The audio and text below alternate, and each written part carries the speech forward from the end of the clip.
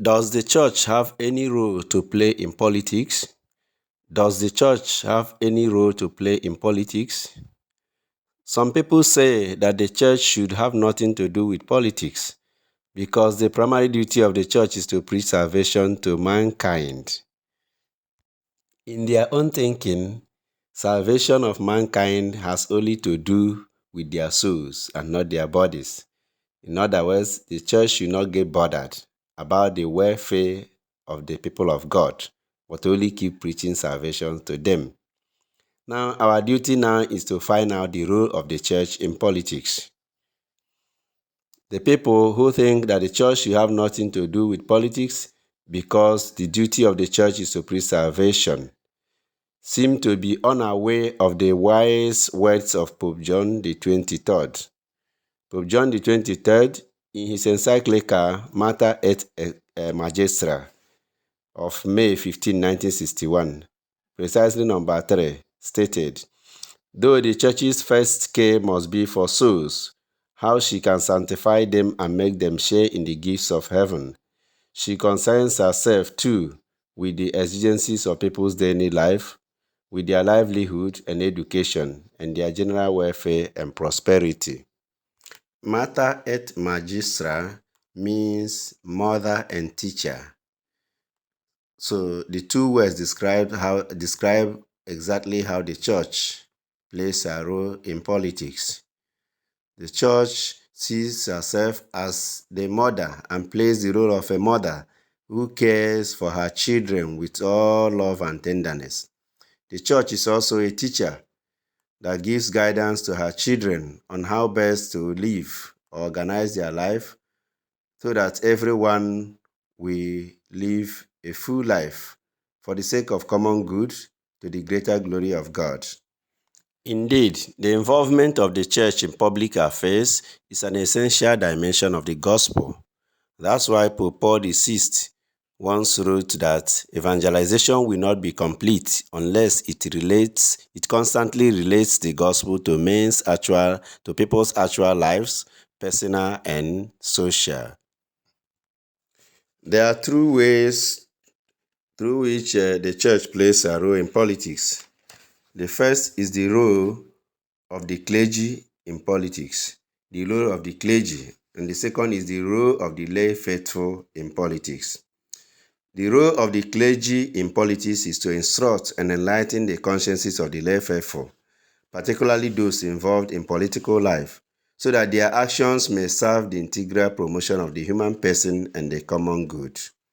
At the same time, it is the role of the clergy to pray for those in public offices, for political authorities, so that they also perform well and live out the gospel message in the political field or in their political vocation. It is the role of the clergy to keep praying for them and as well instruct them and enlighten them so that they do what they ought to do for the people of God, for the children of God, and also win their own salvation in their political vocation. And that's why the fathers of the Second Vatican Council, in the Pastoral Constitution on the Church in the Modern World, Vatican II, Gaudium et Spes, precisely number 75, says that the church praises and esteems those who devote themselves to the public good for the service of men and take upon themselves the burdens of public office. So why the priest and the bishop and why the clergy entirely instruct the people of God on their civic and political duties, they themselves do not take part in party political activities because they are the spiritual leaders to all the citizens, irrespective of the political party to which they belong. The second way through which the church plays a role in politics is the role played by the lay faithful. The lay faithful in the teaching of the church are the ones who are like political militants, because politics is the field of apostolate specific to the lay faithful, and political engagement is one of those areas where the lay person should take on his own distinctive role and play it very well in accordance with the teaching of the church. The church teaches that it is a mistake to think that because we have here no lasting city, but seek the city which is to come, we are entitled to shirk our earthly responsibilities. This is to forget that by our faith we are bound all the more to fulfill these responsibilities according to the vocation of each one. In fact, the Christian who shirks his temporal duties, shirks his duties towards his neighbor, neglects God himself, and endangers his own eternal salvation. You read Gaudium et Spes, number 43. You see what the Vatican II fathers said. In summary, regarding the role of the church in politics, Pope Benedict XVI, in his encyclical letter Deus Caritas Est, precisely number 28, hits the nail on the head. The Pope teaches this truth in one of his encyclical letters. The church cannot and must not take upon herself the political battle to bring about the most just society possible. She cannot and must not replace the state. Yet, at the same time, the church cannot and must not remain on the sidelines in the fight for justice. She has to play her part through rational argument, and she has to reawaken the spiritual energy without which justice, which always demands sacrifice, cannot prevail and prosper. The direct duty to work for a just ordering of society, on the other hand, is proper to the lay faithful. As citizens of the state, the lay faithful are called to take part in public life in a personal capacity. My dear friend, my dear brother, my dear sister, I believe you have seen now the role that the church has to play in politics. You have understood a bit the role of the church in politics. The church does not go into politics just to cause confusion, but for the prophetic message to also be preached in the political field, for the salvation of our children who have embraced that political vocation, for all the good of humanity, and then for us to also, at the end of our earthly life, win salvation in heaven. But we must have done the will of God on earth.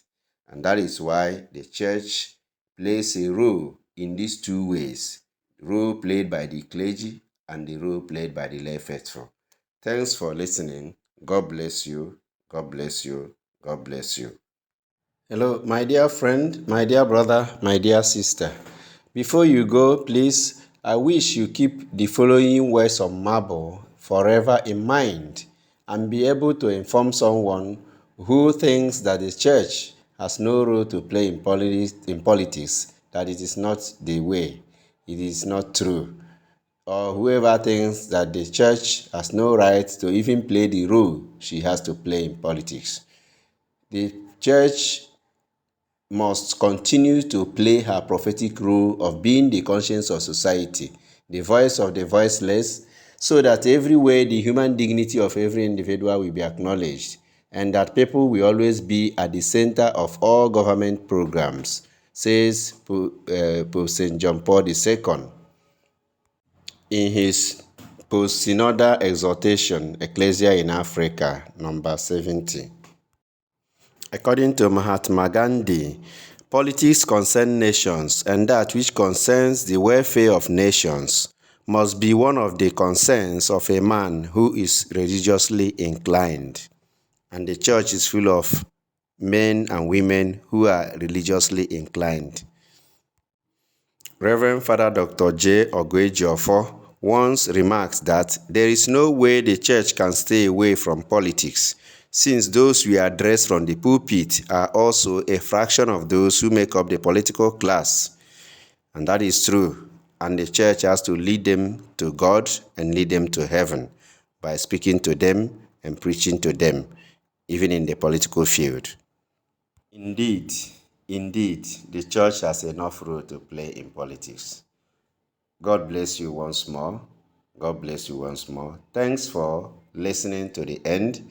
If you so wish, and I would like that, subscribe or comment Let me know how you feel about my own position that the church has roles to play in politics.